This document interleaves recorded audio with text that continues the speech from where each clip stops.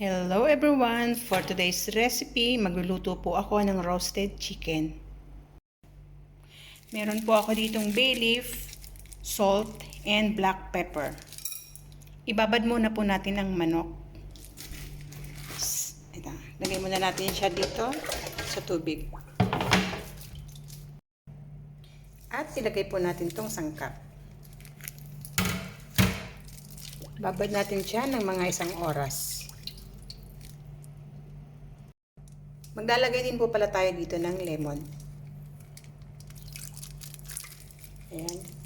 Pampalasa at pantanggal ng lansa.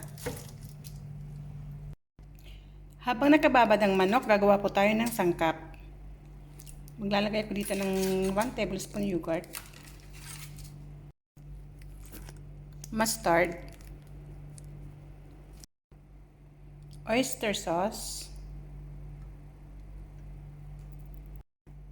garlic powder,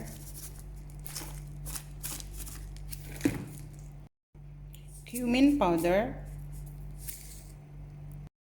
1 tablespoon mixed masala or Arab spices, paprika, mag-add po tayo dito ng paprika, chicken seasoning,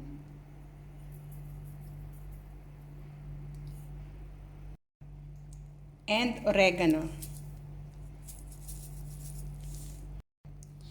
Mix well. Haluin lang po natin mabuti. Ito ang gagamitin natin sa pag-marinate ng manok. Kung napapansin nyo po, hindi na ako naglagay ng paminta at asin dahil naglagay na ako kanina sa tubig na pinagbabaran ko ng manok. Ito na yung binabad natin na manok. Ngayon po lalagyan na natin siya ng sauce.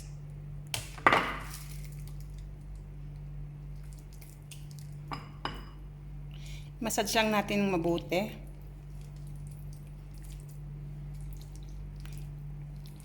Ayan. Tuloy lang po ang paglagay ng sangkap.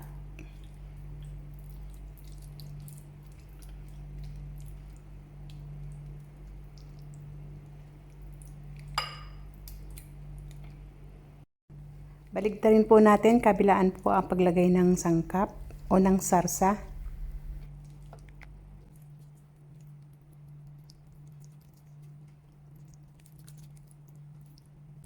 Kailangan malagyan lahat ng parte at kailangan po hiwaan natin yung manok para yung sangkap pumasok doon sa loob. Ayan. Balutan po natin siya ng plastic at marinate natin for 2 hours.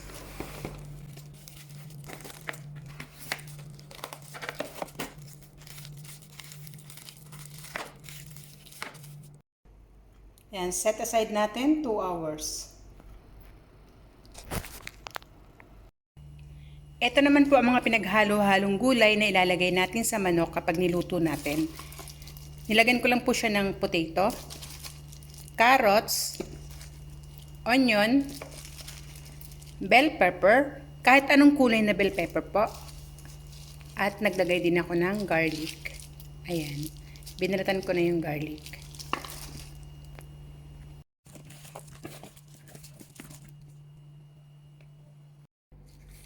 Ngayon po meron po ako ditong Pyrex, malinis na Pyrex, at ilalagay na natin yung gulay. Ayan.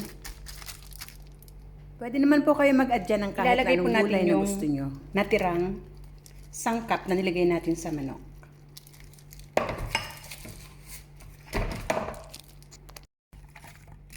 Haluin lang po natin. Ikalat natin.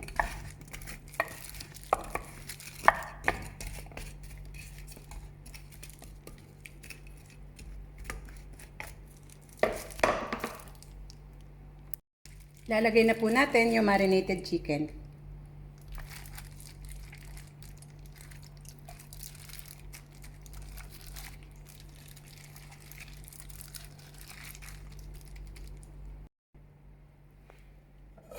Lalagay po tayo ng konting olive oil.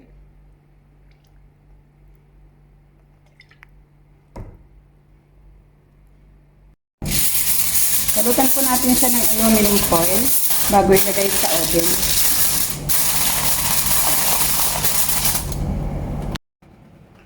Lagay na po natin. Antayin na natin hanggang maluto.